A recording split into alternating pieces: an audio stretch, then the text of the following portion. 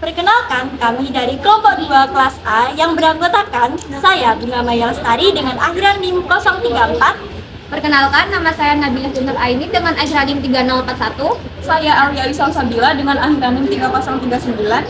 Saya Putri Sinta Wulandari dengan akhiran NIM 050. Saya Siti Aisyah dengan akhiran NIM 044. Jadi, pada kesempatan kali ini kami akan memberikan tata cara melakukan uji reaksi sabun. Selamat menyaksikan! Sebelum memulai praktikum, kita menyiapkan box kit yang berisi alat dan bahan yang akan digunakan. Box kit ini juga dilengkapi dengan buku panduan yang memuat daftar alat dan bahan, serta langkah kerja praktikum. Box kit ini berisi Aquades, PP, CA2+ encer, pipet tetes, sabun cair, sabun bubuk, tabung reaksi, pengaduk, dan rak tabung reaksi.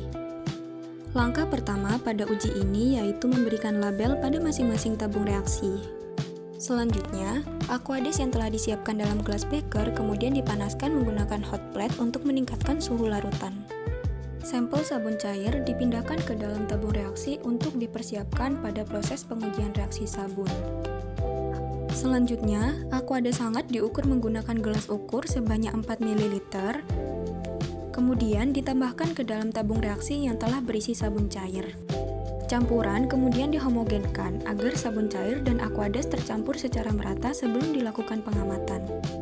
Sabun bubuk dimasukkan ke dalam tabung reaksi lainnya untuk digunakan sebagai sampel uji. Selanjutnya, sebanyak 4 ml Aquades hangat diukur menggunakan gelas ukur. Kemudian, Aquades ditambahkan ke dalam tabung reaksi yang telah berisi sabun bubuk. Campuran kemudian dihomogenkan hingga sabun bubuk dan Aquades tercampur secara merata. Selanjutnya, Aquades hangat dimasukkan ke dalam 4 tabung reaksi yang telah diberi label A, B, C, dan D hingga seperempat bagian tabung. Larutan sabun cair dan Aquades hangat kemudian dimasukkan ke dalam tabung reaksi berlabel A dan C. Setelah itu, kedua tabung dihomogenkan hingga campuran tercampur merata. Pada perlakuan sabun bubuk, campuran sabun bubuk dan Aquades hangat dimasukkan ke dalam tabung reaksi berlabel B dan D. Selanjutnya, kedua tabung dihomogenkan hingga campuran tercampur secara merata. Selanjutnya, ke dalam tabung reaksi A dan B ditambahkan masing-masing 1 tetes indikator phenolphthalein atau PP untuk menguji sifat basa dari larutan sabun. Setelah penambahan indikator, campuran dihomogenkan agar indikator tersebar merata dalam larutan. Perubahan yang terjadi pada larutan diamati dan dicatat. Pada tabung reaksi C dan D ditambahkan masing-masing 5 tetes larutan CA2+ encer. Selanjutnya, campuran dihomogenkan agar larutan tercampur secara merata sebelum dilakukan pengamatan.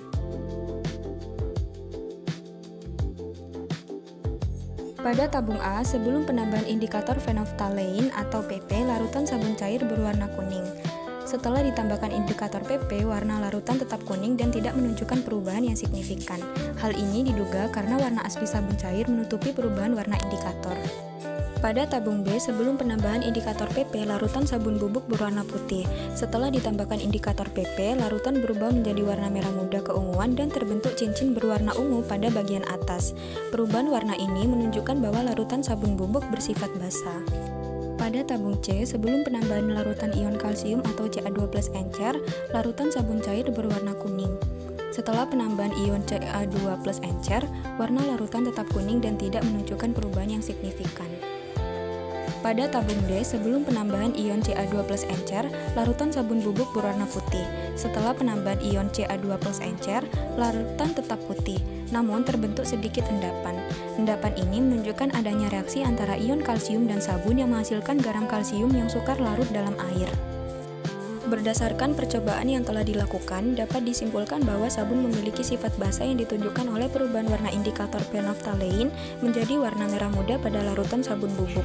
Selain itu, penambahan ion kalsium menyebabkan terbentuknya endapan pada salah satu sampel, yang menunjukkan bahwa ion kalsium dalam air sada dapat bereaksi dengan sabun dan menurunkan efektivitas kerjanya. Dengan demikian, hasil percobaan ini menunjukkan sifat kimia sabun serta pengaruh ion kalsium terhadap kestabilan sabun dalam larutan. Setelah melakukan pengujian, jangan lupa untuk mencuci alat yang sudah digunakan. Kemudian keringkan dengan menggunakan tisu. Setelah semua alat kering, kembalikan alat ke dalam box kit sesuai dengan tata letak awalnya.